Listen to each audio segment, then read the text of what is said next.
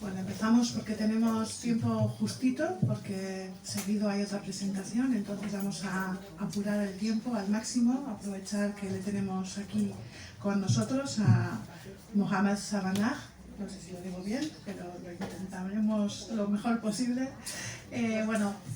Para mí es un honor, en nombre del Ayuntamiento de Bilbao, daros la bienvenida y darle la bienvenida a él, Marhaba, y agradeceros que os hayáis acercado esta tarde aquí al espacio Joker a la presentación de este cómic. No me corresponde a mí presentarle ni presentarlo, será Rosabel Agote, amiga de hace tiempo también en estas luchas.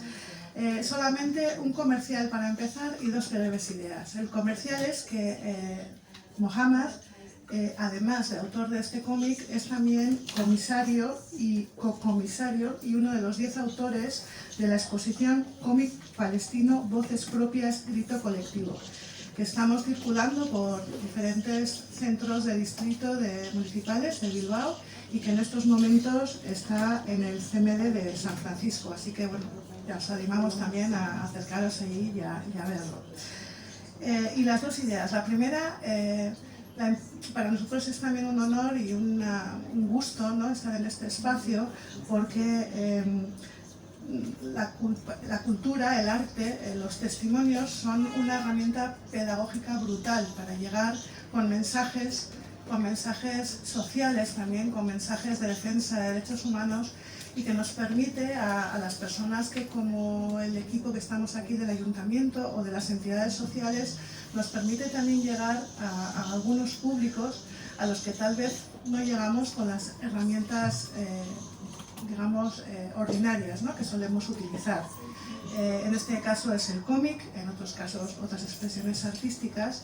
Nos parece que esta fusión del arte y el activismo, que se habla mucho de activismo también, pues que es una fusión muy potente y que nos permite trasladar mensajes contundentes a través de la expresión artística, llegando a públicos muy diversos, ¿no? Y para nosotros eso es interesante, y es interesante estar presentando una actividad sobre Palestina también en este espacio Joker.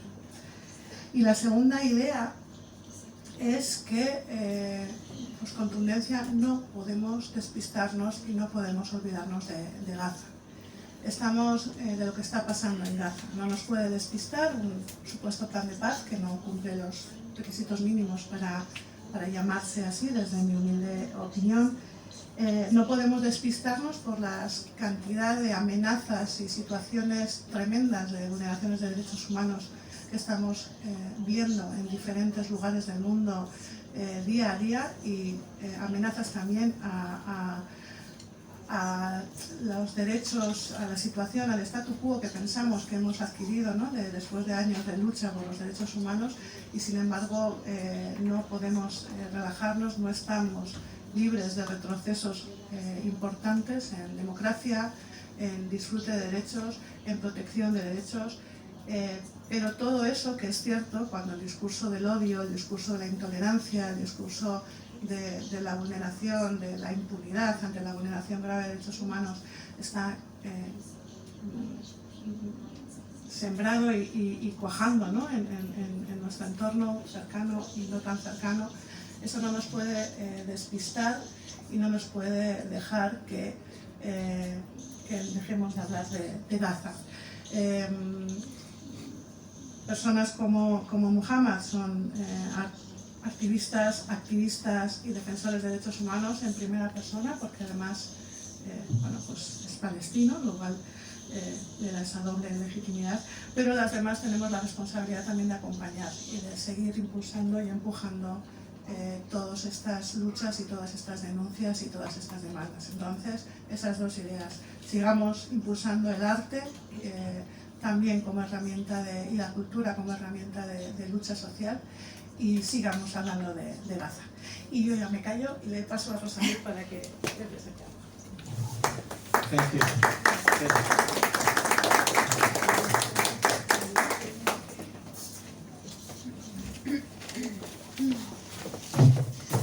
Arratsaldeon, mila esker, hemen egoteagatik. Es un gusto ver a tanta gente que nos hemos reunido aquí para la presentación de un libro que realmente es mucho más que un libro. Es un archivo de memoria, es una recopilación de ilustraciones que no son ilustraciones inventadas, producto de la creación sin más, sino que son ilustraciones basadas en fotogramas de vídeos reales que han sido producidos por gente a pie y que Mohammad Sabaneeh ha podido y ha querido traducir en dibujos. Antes de presentarle, me gustaría indicar algunas pequeñas claves, algunas pautas que nos pueden ayudar a leer el libro y a entender por qué consideramos que este libro es una joya. A propósito, el libro lo pueden adquirir fuera y así como las láminas, si lo desean. En primer lugar, podríamos decir que estamos ante un cómic documental, por lo que decía, porque no son historias inventadas, sino que son historias que son ilustraciones basadas en fotogramas de vídeos reales. La segunda característica es que esos vídeos de los cuales Mohammad ha extraído fotogramas no son grandes reportajes de grandes cadenas de televisión, grandes documentales que se están difundiendo con una calidad técnica y recursos. No, son vídeos de 30 segundos, de ahí el título del libro de ilustraciones, del cómic. Son vídeos de 30 segundos grabados por la gente de a pie, en calles con escombros, junto a edificios derrumbados, en escenas que están ocurriendo. En tercer lugar, el libro tiene el valor, como comentaba Mónica, de ser un libro que está escrito desde dentro.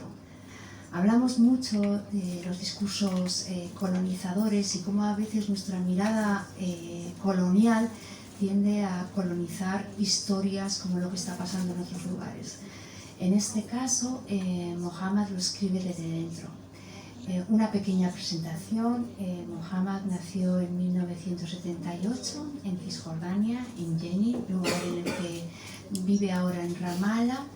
Ha sido viñetista, caricaturista, dibujante político durante muchísimos años. No sé, ¿me estás escuchando? Porque te estoy mirando como para... Sí, ¿no? ¿Quién se...? No, that's fine. It's fine. Okay. No problem with that. Porque le estoy diciendo sí, ¿verdad? Y claro, no. I agree with everything. Entre sus trabajos más interesantes les recomiendo el cómic White and Black and Power Born Dreams. Es un cómic que humaniza las cifras. Las cifras son terribles, o sea, entre octubre de 2023 y octubre de 2025, ¿de qué cifras estamos hablando? ¿De 72.000 personas asesinadas? Pero si les dijera 71.000 o 73.000, casi quedaría igual, porque es que perdemos la dimensión cuando estamos hablando de determinadas cifras y determinadas estadísticas. Según Save the Children, más de 20.000 niños y niñas asesinados, un niño y una niña cada hora. Por no hablar de mis compañeros y compañeros periodistas, 248 periodistas asesinados. Lo que hace el libro es humanizarlo y transformar todas esas cifras en personajes. En quinto lugar, vivimos en una era de la sobreexposición a montones de vídeos y montones de imágenes las llegan, ¿no? Las recibimos, ¿no? Las movemos, algunas nos petan el móvil, las borramos. El gran valor de este trabajo, de este cómic, es que Mohammad Sabaneeh nos obliga a frenar, a congelar el tiempo, convierte lo efímero en permanente y nos obliga a quedarnos observando. En sexto lugar, lo hace con tinta china, y no es casual la tinta china, porque la tinta china no se puede borrar con agua, con lo cual los dibujos son indelebles, y el mensaje que nos manda es que no podemos borrar de la memoria todas estas imágenes que están ocurriendo en estos momentos. Y en último lugar, el libro demuestra el poder político de la imagen. Él mismo fue arrestado en 2013 y hoy eso no fue un freno para que dejara de elaborar las imágenes que contienen este libro. La entrevista que voy a hacerle, como buena periodista, intentará contener las 5 W que decimos en el periodismo, ¿no? El qué, quién, cuándo, dónde, por qué, y añadiré una cuarta pregunta, que es el cómo, porque como también comentaba Mónica, el cómo en este trabajo es fundamental, porque ya no es informar de lo que está pasando, sino utilizar el arte, el artivismo, para sensibilizar y para denunciar lo que está ocurriendo. Vamos a hablar sobre por qué nace este libro, qué es lo que cuenta, que realmente no está siendo contado por otros medios y por eso necesitamos un cómic. ¿Quiénes son las personas que están dibujando en Palestina en estos momentos, tanto en Gaza como en Cisjordania? ¿Dónde se libra la batalla por la memoria? ¿Y cuándo sus ilustraciones tomarán color y contarán otra historia? Vamos a pasar a la entrevista. Voy a hablar directamente con él en inglés, con lo cual pues, si pueden colocarse los cascos, estupendo si lo necesitan. And first of all, thank you again for being here. It's such a pleasure meeting you. I've known your work for a long time, and I was looking forward to meeting you, so thank you so much. Thank you for having me first. Thank you for the Basque people here. Thank you for my brother and sister from Basque country, and also from the Arab world who they should be now eating, and they came. Thank you because of Ramadan. كل سنة وأنتم سالمين. Yes. As I said, I will start asking you several questions about why, what, when, how did you do this work. Let's start by the why. Why did you feel that you had to do this book, this comic? What was happening that you felt that you wanted to do it? Actually, maybe 4 years ago, I've lost my Facebook page because of my publication about Palestine, because of my political cartoon that I used to do about the situation in the West Bank, Gaza, Jenin, and all of these cities. I felt that colonizers always have this control over the social media, over all this company, and over our voices. As Arab or as Palestinian. That's why I thought that all of these videos that we got from Gaza and we used to get during this war, it will be, one day will be disappear. They will control our memory, they will control all of this document, and this is something should be documented. This is the first thing, and I think also during the war, most of the people we used to get these 30-second, the reels. That was published by the activists, the journalists from Gaza. And most of the people, when you talk to the people, they say that we cannot accomplish these 30 seconds because how much it is hard. We cannot see, we cannot watch this video. At the same time, this is just 30 seconds from the life that the people live in Gaza. We cannot watch just 30 seconds from whole life for this human being who they live in Gaza. That's why I felt it is my responsibility to watch these videos, to interact with this video, and to try to illustrate them by this book. I felt it is very important to have control over all of this document, not just leave this document for these colonizers, for United States of America, who they control Facebook, Meta, X, and all of these social media. And also it is part of my responsibility to interact with these videos and this photo and translate them into artwork. Actually, you have pretty much answered to my second question about what, from your perspective of an artist from Palestine. What is happening in Gaza and the West Bank that the world does not fully understand and the book is trying to tell?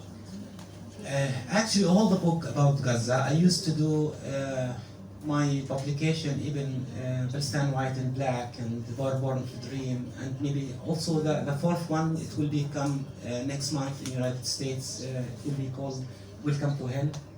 Also, That's the all book, my... that's the book that you were drawing before. No, this is the fifth one, about the Israeli checkpoint, but always I'm talking about West Bank and Gaza, but this one just about Gaza.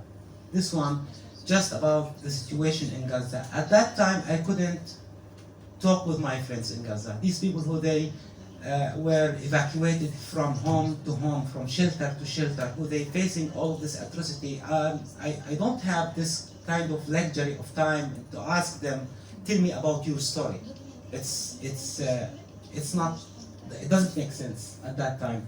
That's why I was watching these videos, try to get the narrative from these people and translate it into this book. The Israelis started this war, and here I want to just extend why the political framework that I work with. We are not facing occupation. We are facing settler colonialism regime who they want to build their own identity on the ruins of the indigenous identity. By this process, and to justify their action, their atrocity against the indigenous, they dehumanize the indigenous. They want to represent us as a Palestinian, as primitive, as killers, as a terrorist, as whatever they call us.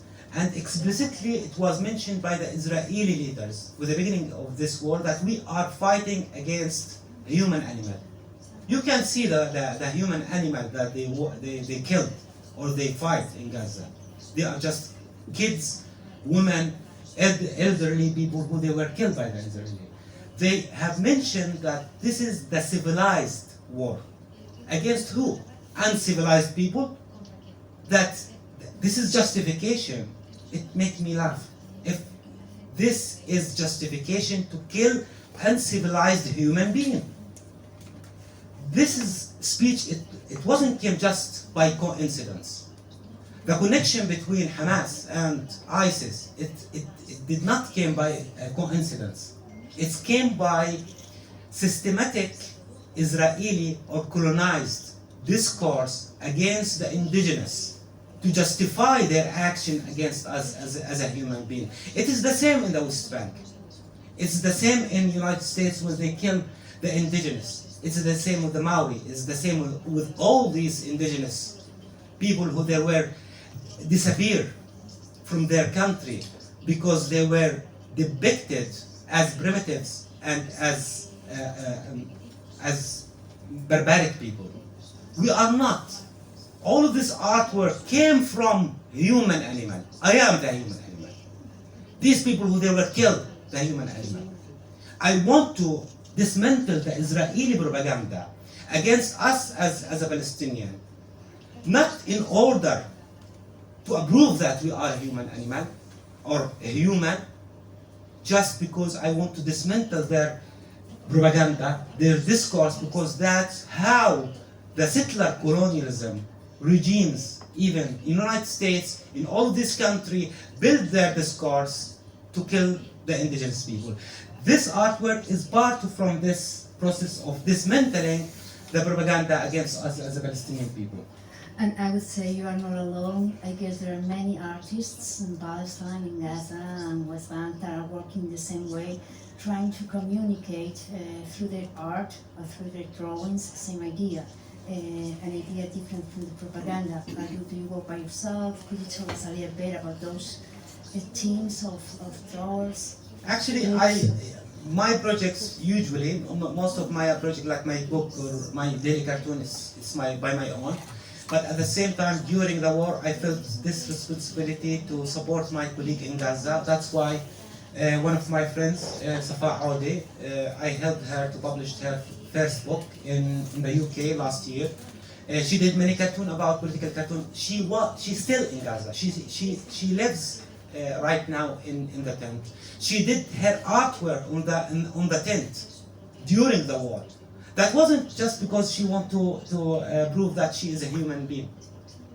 Because she wanted to treat herself by seeing all of this atrocity by doing something. My friends, my Sarabaru, right now he is in France. I did exhibition for him in Ramallah. He did many artwork during the war facing this atrocity. Mohammad al-Hajj, many artists in Gaza.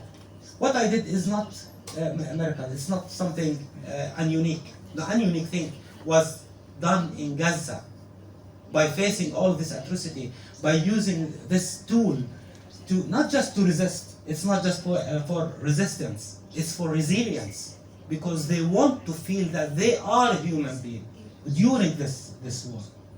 And I think they should be mentioned. They should be helped by just Mohammad Sabaneeh. He is, to be honest, at his home, at his university. Yes, I'm facing this atrocity like all the Palestinian people, but not like the people in Gaza.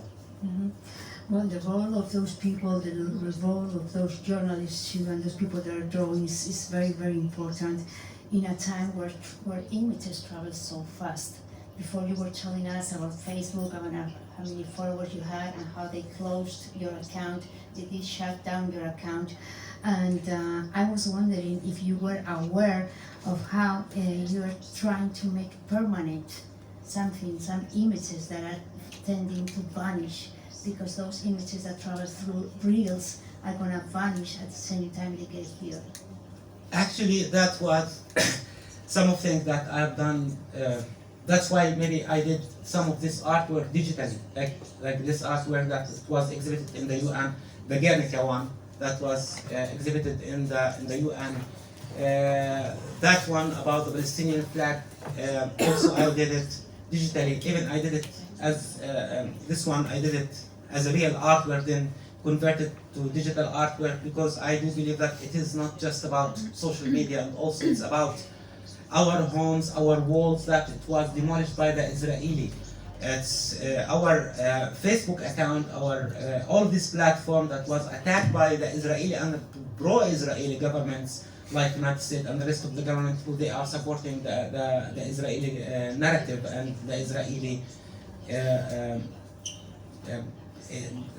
the Israeli how it's look. They want to even to protect how the people's impression about Israel. And that's why I have done some of my artwork without the digital artwork, and some of them digitally, and some of them I did them physical, real artwork, then converted into the digital format, because I do believe that as a Palestinian we have this attack from everywhere, from the social media, even from the censorship, from everything. Right now I cannot go to the United States just because they blocked my visa, just because I've been there for many times talking about Palestine. And you know, I've been in the prison because of my artwork. My artwork was stolen from inside the International Criminal Court in 1918, just because it was exhibited in the ICC.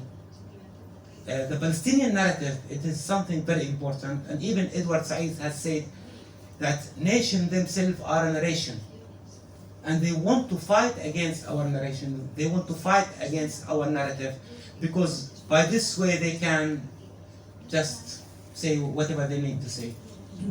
Then you're aware that your work, your artwork is becoming more historical document in a way where the other propaganda, the other discourse is going, the way social media are required.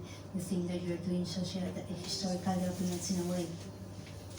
Sometimes I don't think what exactly I do actually. As a Palestinian who is practicing his life, facing this atrocity, it's part of our life, part of my life. Right now I'm doing a whole book about the Israeli checkpoint. Not just because I want to document what's going on there, because every day I have to cross through this checkpoint, spend 3 hours, 5 hours just waiting that these Israeli soldiers, the immigrants who came from here, from Europe, to give me permission to visit my parents.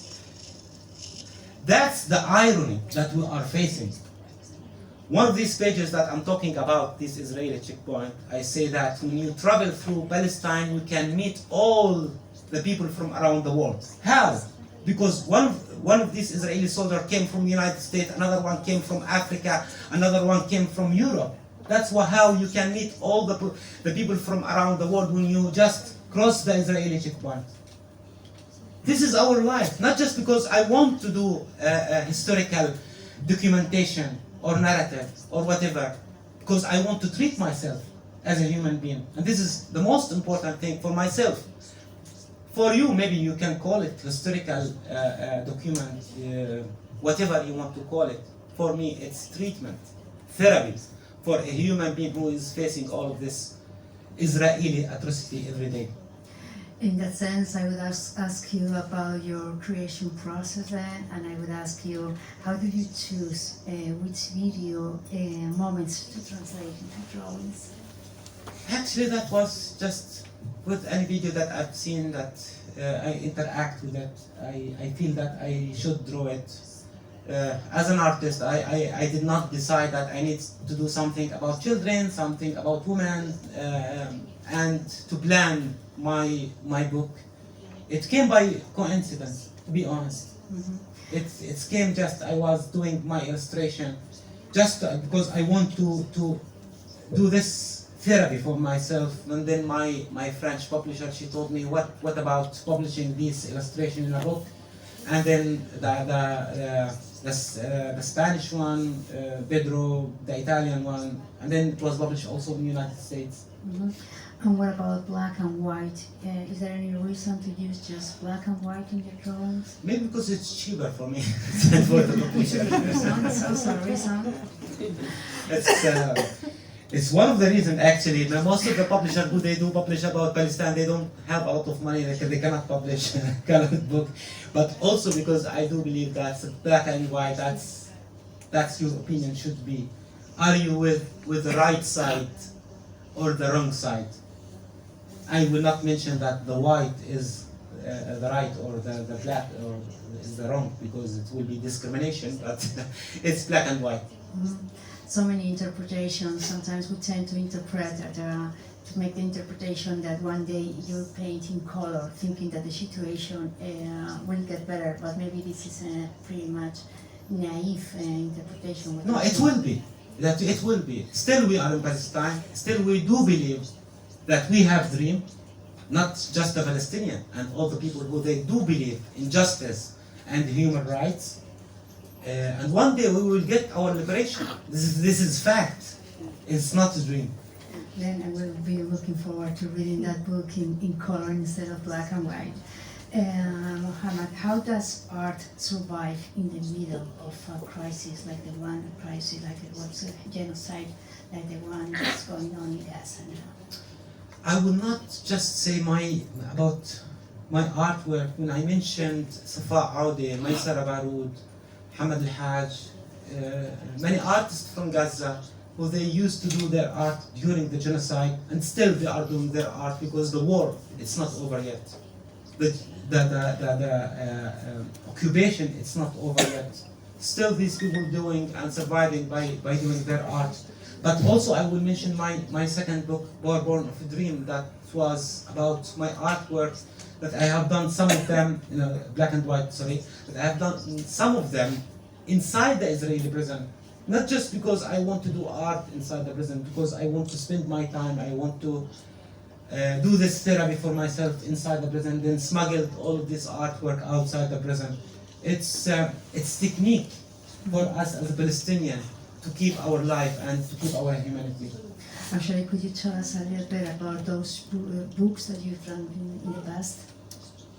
Actually, the first one was Palestine black and white, and you will be surprised that's the reason why I did the book or that book.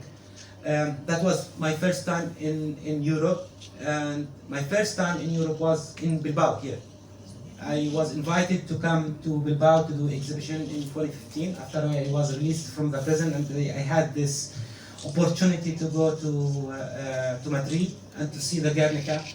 I love the Cubism. Then I traveled back and decided that I should do something, change my style, change my way to do the art. You should concern about the visual things. That's why it was more experimental work that came with Palestine black and white. Then I decided also to do my first comics in 2019. It was started in the UK during my master's degree, and then I accomplished that book in Ramallah in Palestine. My third one, this one, 30 Seconds from Gaza. The fourth one that it will come next month, I believe, in United States, Welcome to Hell, about the journey of my brother inside the Israeli prison, comparing his life with my friends in Gaza. That I got some stories from Gaza. And the one that I work on it right now about the Israeli checkpoint, even during the flight from Amman to Madrid, I did some of these artwork. Yes, I saw them on Yeah. picture. Yeah, I can show you. Yeah. which are actually blue. They are not black. She's good with marketing, actually. That's like this artwork. This is my sketchbook. I've done some of this artwork during my trip from Amman to here to Bilbao. And are you worried about censorship or not anymore? You've gone through everything you have gone through, and now you're going to do your artwork no matter what. With each cartoon I publish, it could be a reason to be in the prison. You're aware of that, of course. With each trip that I travel outside, it could be a reason to be in the prison. But this is our life as a Palestinian. We are not coping with this kind of life. We are resistance against this kind of life. But at the same time, this is my duty to do cartoon and to do artwork. My brother spent more than 13 years inside the prison. My cousin spent 25 years inside the prison. I have many friends who they were released now to Egypt after 25 years inside the prison. If I compare what I faced as Mohammad Sabaneeh with even my brother, my sibling, my nephews. Now I have 2 nephews inside the prison in what they call it administrative detention. That's mean without trial, without any legal process. I have this privilege to come to Europe to meet these people. I will not represent myself as a hero, because if I compare my life with my brother, it's so different. I have this privilege to come to Europe, to spend nice time here in Europe, to meet nice people. But the rest of the Palestinians, they don't have this privilege, this kind of treatment. That's why, yes, I faced censorship by the Israeli. I've been in the prison. My work was confiscated by the Israeli. My artwork was stolen from inside the International Criminal Court. I got many threatened from the Israeli government and the Israeli intelligence, and the Palestinian also. They are not. They are the same. I think I got many threatened from the Palestinian government, even from Hamas. I got threatened from everywhere. But at the same time, what I faced is it cannot be compared with the rest of the people. Mm-hmm. And do you think Europe is doing enough to say that what's going on in Gaza? It's not just about Europe. It's about all the world. It's not about just European country. It's not about a Basque country or Spain or a European country. It's about all the countries. Muslim country, Arab country. And you think they did not enough.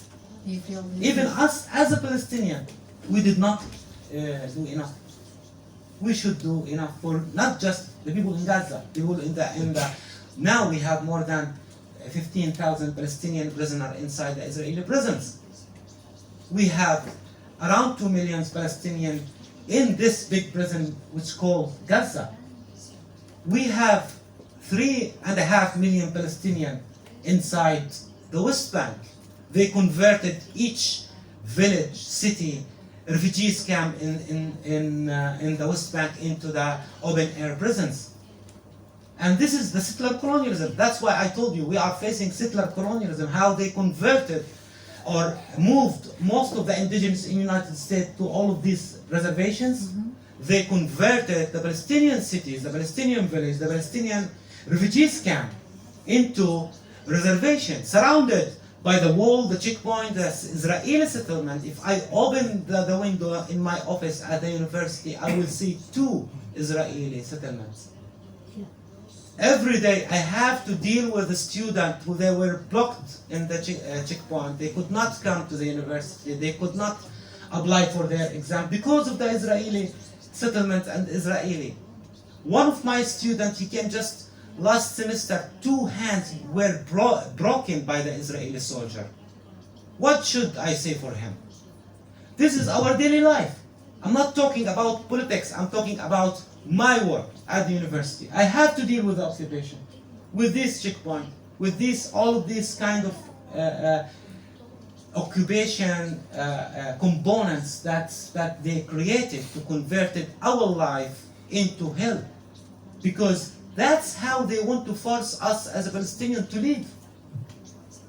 Well, I know that you said that it's not a question of Europe, but it's a question of the whole world. But what would you say people who want to do something about it? Sometimes we feel that coming out in demonstrations, reading books, wearing kufiyas are not enough. What do you think people, like the people that we are here today, we could do to do something about it? I cannot give you strategy as a Palestinian who live in Palestine. I cannot give you the strategy how you can support us as a Palestinian by boycott the Israeli goods, by wearing kufiya, by hanging flag. All of this, I think it's very important. All of these things support us as a Palestinian. And we know that we have friends and alliance around the world. We are not talking about the governments, we are talking about the people. We do believe that the people supporting us as a Palestinian. But this is something you should ask yourself as European. If all of these support for the Palestinian people, how you can call your system as democratic system? How you elect all of these governments who they cannot support us as a Palestinian? You can go to Italy, you can find thousands of people who they are marching every week to support Palestine. In the UK, in all of these countries, at the same time, your governments, they do not stand with us as a Palestinian, they keep supporting Israel. How you can call yourself democratic states here in Europe? What's this democracy? I cannot understand what your democracy look like. If it's not reflect the opinion of the majority of the people here in Europe. This is your problem, not my problem. We are in Palestine, we have dictatorship, Mahmoud Abbas, we believe in that and we understand that. And we understand that all of the Arab regimes, they are dictatorship. And they do not reflect the opinion of their people. Oh, okay, here in Europe, you are pretending that you have democratic states and system. We fight for them. We fight to keep them and to I hope so. Yes, we do. But let's go back a little bit to your book. What is your favorite drawing from this book? Do you have a favorite one or one that means... I don't like any drawing from this book. Wow. I cannot see any drawing from this book actually, because it's remind me with what's happened in Gaza. I did this book, then I closed the book, I gave it to my publisher. Till now, I did not watch this book. Even watch how it's look like from inside. Has anybody that can see the book gone to you and say thank you for making a drawing out of the video? Actually, just yesterday, I got email from, I think, schooler from United States. He gave me a very, very long email about the importance of this book and how the documentation of this collective catastrophe and many, many, many words. And I didn't read that email. I will read it when I travel back. But I do believe that as a Palestinian, still we are in this fight, and still we should keep processing, do our art, because it's not accomplishment to publish a book. The accomplishment for us as a Palestinian to liberate our land. Still, we should do many things to reach that point, and this book, I don't believe that it's accomplishment. One of the good things about the book that I like very much is how you don't make aesthetic out of the pain. Because sometimes, you know, we can see movies about Palestine, and we can see movies about other parts of the country, other parts of the world, where we can see that is kind of aesthetic. We look for beauty when we represent pain, and that's not the case of this book, right? And mainly doing that. I hope that I got visually as an artist a good art. I hope. And this is something very important, because we should also, as a Palestinian, not just keep about the politics, and also convey that with a good visually artwork. It is important. I do believe that I love the cubism, as I told you. That's why I always use the cubism, which came from Picasso. Maybe because all of these features that surrounded us as a Palestinian, the wall, the checkpoint, the settlement, the Israeli bulldozer, the Israeli tanks, it is geometric shapes. surrounded this organic shape, the human being and the Palestinian tree, the olive tree. That's why I felt that these kids who they were smashed by the Israeli bulldozer, they converted their bodies into the cubism under these rebels. They demolished house. It became cubism. That's why I did care about the artwork, but also I did care about the message that was conveyed by this artwork. It's very important, I think. Many Palestinian artists who they do care about selling art, drawing very beautiful women with Palestinian scarf or Palestinian pattern with very, very beautiful Palestinian man, handsome, and sell their artwork by thousands of dollars because they do care about selling their artwork or doing this art, but this is not my message actually. This artwork, it's not for hanging in your home to see very beautiful artwork every morning.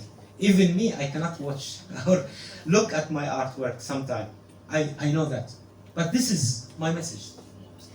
Bueno, con este mensaje sobre cómo no quiere hacer estética o espectáculo del dolor, abro el micrófono para intervenciones que pueda haber. Tenemos tiempo, aportaciones, preguntas, ¿no? Observaciones, alguien que quiera trasladarle al autor alguna cuestión.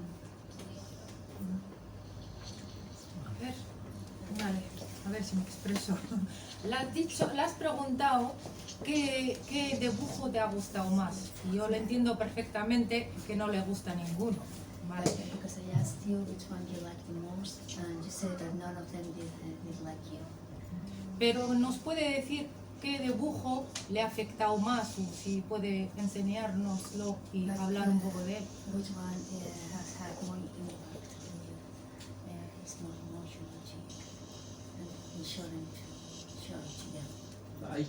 Maybe I cannot choose it from that book, especially this one. I cannot choose any artwork. Maybe if you ask me about my artwork, I do believe this one. Maybe it's became one of these artwork that, because right now when we move from why I did this one recently, maybe because now when we move from city to another city in the West Bank, we can see many Israeli flag surrounded us, and they are attacking the Palestinian flag. That's why I did more than Palestinian flag with many versions, tried just to convey a message. And even one of these artwork, I did it as a graffiti in the street. I tried to do it in the street because I do believe that they are facing us with a lot of money. You know, they spend a lot of money just to hang many Israeli flag in our streets. At the same time, with these tools, that we don't have tools as a Palestinian. That's why we do this kind of artwork right now. But if you ask me about my artwork, which artwork that I prefer, just one artwork that I've done while I was in the prison. It was 21 of March. That was the first day that my mother visited me at the court. That is the Mother's Day. And I did that artwork when I saw or met my mother after 50 days in solitary confinement. I saw my mother at the court for the first time. In 21st of March, the Mother Days, that I used to go to see my mother, to meet my mother, but my mother came to court to meet me. That's one of my artwork that I did in 2014. That reminds me in something very personal. That's why I just always remember that artwork. And actually that artwork won the Arab Prize in 2015. Will you explain some of the elements that you have drawn in that flag, in that one? This flag, just I want to reflect the Palestinian life, culture, resistance, culture, and the occupation. The element of occupation in the black side, the culture and the Palestinian heritage in that side, and this one, the Palestinian resistance, actually. This one, I did it in the anniversary of, this one actually, I did it in the anniversary of 75 years of Al-Nakba. You can find the names of the villages, some of the names of the villages that were destroyed by the Israeli. And this one also, the Guernica one, I did it just to be exhibited in the UN building, and it was exhibited in the UN building at that day. These some of my artwork. I have many artwork in my social media because every day I do artwork. You cannot ask me what is your last artwork because I keep working. Do you have any relation? Oh, pardon, sí. Do you have any relationship with artists here, with Basque artists or artists from the Basque from Spain? Actually, from Basque, no, and even actually from Spain, I don't have. I tried to get my PhD from Spain, from Murcia, I think, but my supervisor had cancer. That's why I stopped my project. Any comments? Any suggestions? Is there anything you would never like to draw? I cannot remember actually. I mean, looking at the future, is there anything that you don't want ever draw? Maybe it's... I'm not sure. I cannot remember. Well, I was thinking about, I don't know, for example, Trump is saying about building hotels in Gaza or destroying the whole... Actually, I did not just this artwork. I'm doing many things like sculptures in Palestine, many murals and something like that. It's not just about political cartoon. You know, you cannot live from this kind of industry. That's why I teach in university, do many artwork. That's what I do actually. Yes. She's looking for a question. That's why Yeah. she's trying to spend her time. No, tenía, o sea, quiero dejarles la voz, si no, yo tengo como un montón de preguntas para realizarte. Bueno, voy hablando con él y si no... Sí, bueno, a mí me sorprende el que, bueno, cuando él habla de la universidad, habla de la vida, es decir, que cuando lo que nosotros percibimos aquí es que la situación realmente es dramática y es muy difícil, o no nos hacemos la idea cómo poder vivir diríamos, una vida cotidiana, ¿no? Es decir, cómo se vive esa vida cotidiana tanto en Gaza y ahora mismo en Cisjordania, ¿no? Que se habló mucho de Gaza, pero ahora Cisjordania parece que es la que, diríamos, más está también sufriendo los ataques israelíes, incluso apropiación de tierra Cisjordania, ¿no? Es decir, primero, cómo es la vida cotidiana, cómo es posible mantener una vida cotidiana en esa situación de tanta agresión, y cómo es la actual situación en Cisjordania, ¿no? Que parece que ahora mismo es donde más se está centrando también la agresión, ¿no? Okay, I have two questions. The first one is how is daily life in Gaza and West Bank nowadays? How do you survive like that? And how do you have your day-by-day routines in a situation like that? And the second question has to do with that situation in West Bank right now. What's happening? Actually, I cannot. ¿Puedes hacer la pregunta en castellano? Es que no oyen los de atrás. La pregunta en castellano ya la he hecho en castellano. Sí, pero no Sí, pero no se oye. Le ha preguntado por cómo es la vida cotidiana, la vida diaria en una situación como la que se está viviendo en estos momentos en Gaza y en Cisjordania. Y en segundo lugar, lo que le está preguntando es precisamente por eso, ¿cuál es la situación actual en Cisjordania en estos momentos? Actually, I cannot talk about the daily basis in Gaza because I'm not there, and I cannot explain exactly how the life in Gaza right now. And I do believe that even in Gaza, the life is different between area to area. It's not the same. But I can imagine that 2 million Palestinians, they do live in an area where there is no schools for more than 2 years, and kids did not go to their schools, no universities, even hospitals, and the basic life in the area. That's just one perspective of the life in Gaza. In the West Bank, also the situation, it's not the same, and it's not the same for all the people. Like people who they live in Ramallah, it's different than people in Beit Lahem or in Jenin, for example, more than 40,000 Palestinian refugees, they were expelled from their homes years ago, from Jenin and Tulkarem. Still, they are in shelters inside the West Bank. The life in the West Bank converted like last 2 years into very, very hard situation. We are facing not just the Israeli, what they call it IDF, it's IOF. Also we are facing the Israeli settlers, Israeli gang, who they organized by the Israeli government illegally, and they are attacking the Palestinian people in the West Bank freely under the cover of the Israeli army. This is what they call it the only democracy in the West Bank. They are armed a gang in the West Bank, and as Ilan Pappé has said just 4 years ago, the Israeli historian, he said that what the people they are facing in the West Bank is the second Palestinian Nakba. In 1948, they make this Israeli gang, what they call Haganah, and which was supported by the British government. And right now we are facing Israeli gang, the settlers, who they weaponized by the Israeli government, governed by the Israeli government.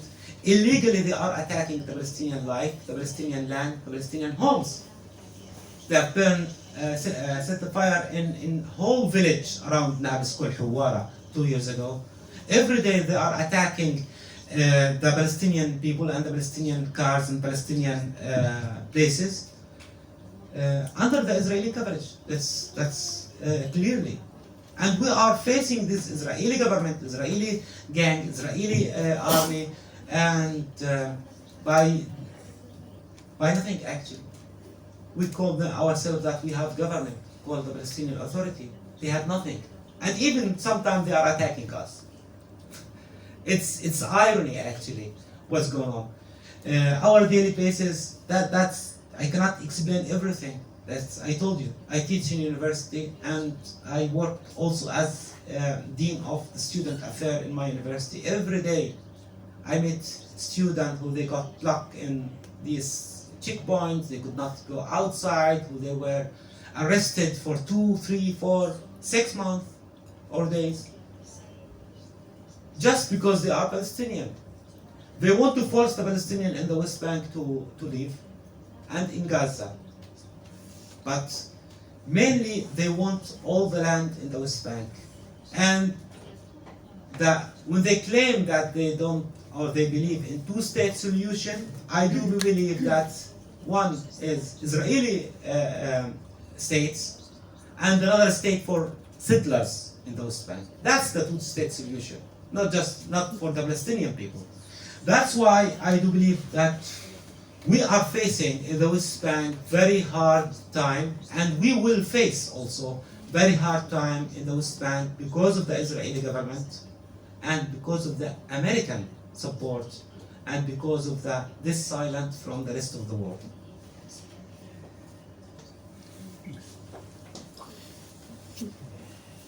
I've been asking you about your intention, about your technique, about your political message, about the silence of Europe and the rest of the world, as you say.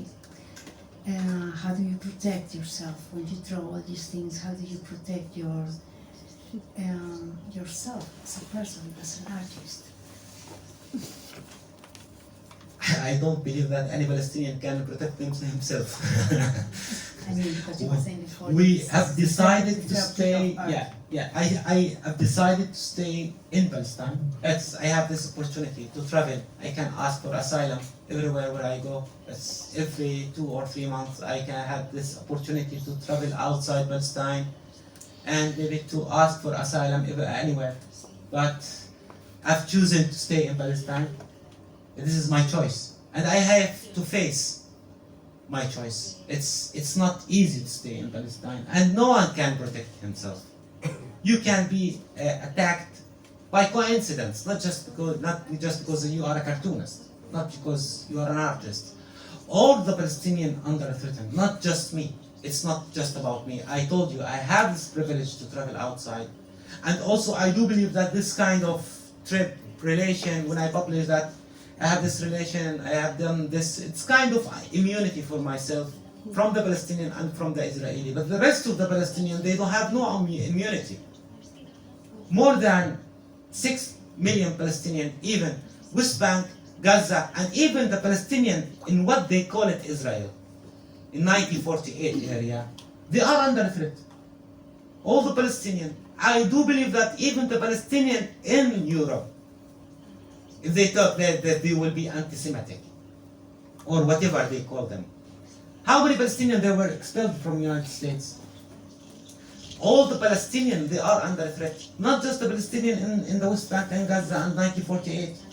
Not all the Palestinians can express themselves, even here in Europe. It's easily. You know, 2 years ago, 2 years ago, I was invited to go to the UK to, I arranged for exhibition for all the Palestinian comics artists. And I was invited by Lake Festival in the UK, close to Manchester.